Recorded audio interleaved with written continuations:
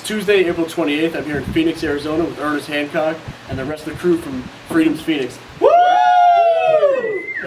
Thanks for taking some time to sit down with us today. Pleasure. Can you tell us how you got involved in the freedom movement?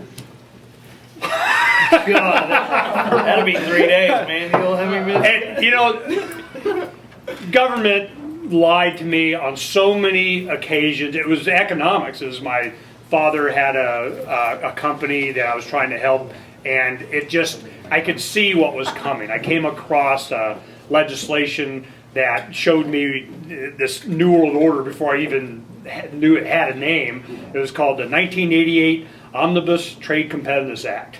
And it was just so mapped out what they were going to do. And I just had my fourth child. I was 20-something years old in 1988, and I knew bad things were coming. And what can you do but oppose the man? So what actions did you take? Did you found this organization then? No, we don't have an organization. This is a resource. Okay. Yeah.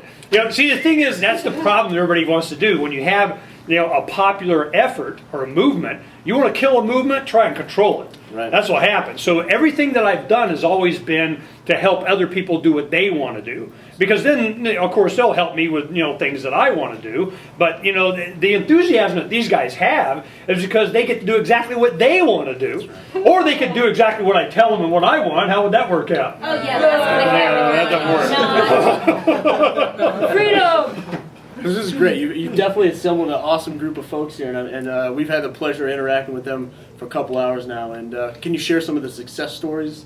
Oh, you just don't have enough time. I mean, you know, well, of course, a lot of people know of us from the Revolution. You know, that started here in Phoenix. And one thing that was interesting about the Revolution is that so many of us were so certain what was going to happen before anybody else did.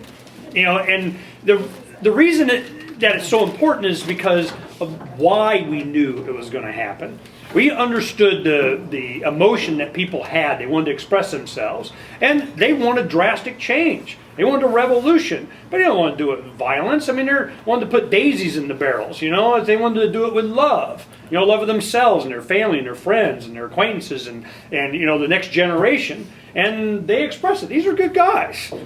That's awesome. So what mediums are you guys using? Everything. Everything works. It's just how much. That's right. We have video that we do. We produce, you know, 200-300 DVDs an hour of anything that we want. Whatever anybody has, it's of use. What we do ourselves. We have video production. We have radio. We have silkscreen T-shirts are coming on. We have a printing press that we had since 1994. You know, we've been doing this, you know, a lot of us, the older guys, been doing this for a long time. You know, we were your age at one time. And we always knew that if we had the capacity to do what this place is capable of here, we'd be doing so much ass whipping. Well, that's what we're doing. Hell yeah. So you have this technology, you have a great group here. What do you guys have planned? I know it's decentralized and spontaneous, but what are you guys looking forward to doing in the future? Continue to be decentralized and spontaneous. Right on. Well, what are some of the biggest threats to liberty you guys are trying to counter? People that try to collectivize control, not be spontaneous. So what would you tell folks watching? How can they get involved? How can they help you guys? Or how can they replicate this where they're at? You know, the biggest thing is that, you know, do what you want to do, that you're passionate about. And a lot of times all you need is just to get over the hurdle of fear.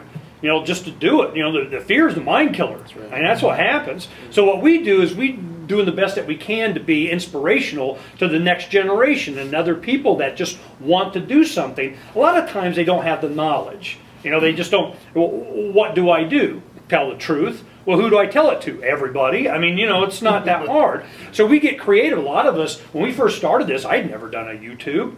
You know, I didn't, YouTube, what the heck's that? So, you know, once you understand that's coming, when we did Freedom's Phoenix, that concept, the logo, the idea was in our heads, you know, myself and friends in like 95, 96. You know, so the rebirth of freedom, this the phoenix of liberty from liberty's torch, dying ashes of. And what happened was we knew that when you could do video on the internet, that was the time. When video started on the internet, we jumped all over it because we knew what was coming. That's great. So where would you point people to so they can get this information, the truth and the freedom kind of ideas you're talking about? Well, I'll tell you, the inspiration for a lot of it is freedomsphoenix.com. I mean, a lot of the things that we do are highlighted there.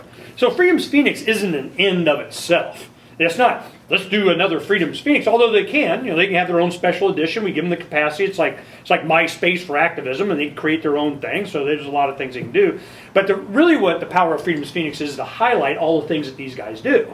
Because, I'm surprised all the time. They'll come up with something, this $3 billion we find out that our governor has that nobody knew about, that the federal government's given to. I'm like, we are so all over that. I'm telling you, you just wait. That's awesome. So I guess what would you tell people, like they're sitting at home, they're kind of apathetic, they may yell at the TV, but what are you going to tell them? Why does this matter to them? Why should they get out and encourage other folks to think for themselves? Well, it's life. I mean, the whole purpose of this American experiment was to, if you're going to have any kind of government at all, whatever kind it is, the only purpose or justification or legitimacy of it is to defend individual rights. If it doesn't, that's what the Declaration of Independence is all about. I'm not a big giant fan of this Constitution collective plantation thing. The Bill of Rights was there, for the libertarians of the day, the Patrick Henrys and Thomas Paines and Jeffersons. They go, hey man, if you got this collective and you got this legislative, executive, and judicial aligned against the rights of the individual, you find yourself in a free speech zone. Right. So they did this Bill of Rights saying these are the 10 thou shalt nots of government. This is what you shouldn't be able to do. And the Declaration of Independence made it very clear that if you're going to have a government, its sole legitimacy is the defense of individual rights. If it doesn't do that, it's time to change it. So what we do is we say, look, we just advocate that. We make it clear. We educate people. And if they feel that they're being oppressed or limited, or them to start a business or raise a family or make decisions about their own life and so on, it really comes down to two types of people. There are those that just want to be left alone, and there are those that just won't leave them alone. Well, that's how you know who the bad guys are. They won't leave you alone. That's right. And with that, Ernest, I'd like to thank you for being so welcoming to the Motorhome Diaries and everybody else here for all the work you guys have done to advance the freedom movement. So. Woo! Yeah! Thanks! It's freedom, stupid!